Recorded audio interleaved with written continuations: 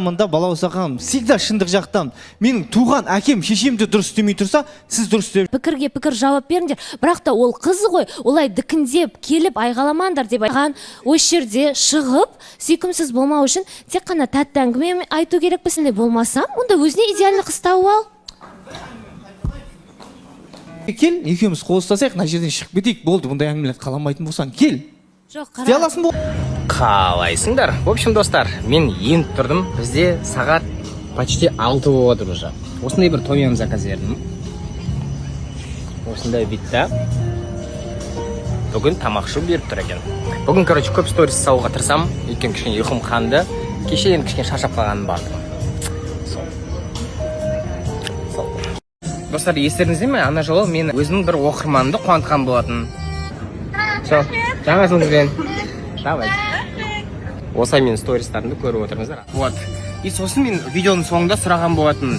Арасында осылай қуанып тұрсам, қалай қарайсыздар деген сияқты. Сөйтіп сұрақ қойсам, өмірімде почти бірінші рет маған осынша адам реакция қалдырды. Давай, бізде қуанғымыз келеді деген сияқты. Сөйтіп мен ойландым.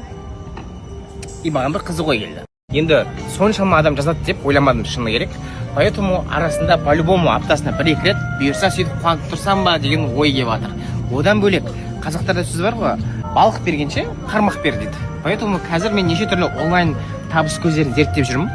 Өзім енді как раз шетелде болғаннан кейін маған қызық болып жүр. Поэтому қазір жақсы бір нәрсе тапсам, сіздермен бөлісетін боламын. Бұл жолы прям бәрі честно болады. Так что күтіңіздер, қызықтың бәрі алда. Мен сіздерге Таиландтан сәлем деп қояйын. Тіркеліп қойыңыздар, достар, инстаграмын қалдырып кетемін. Астау керек болатын болса, ой, керемет, қазір астау хит болып жатыр ғой. Инстаграмда да, тиктокта да прямой эфирде сатады. Менің әпкемнің парақшасына тіркеліп қолдау білдіріп қойсаңыздар болады. Ұзатылып жатқан қыздарға. Қазір көп ұзатылып жатқан қыздарға. Ұзатылып жатқан қыздарға бізде күшті именной сандықшасына күшті қыз жасалған.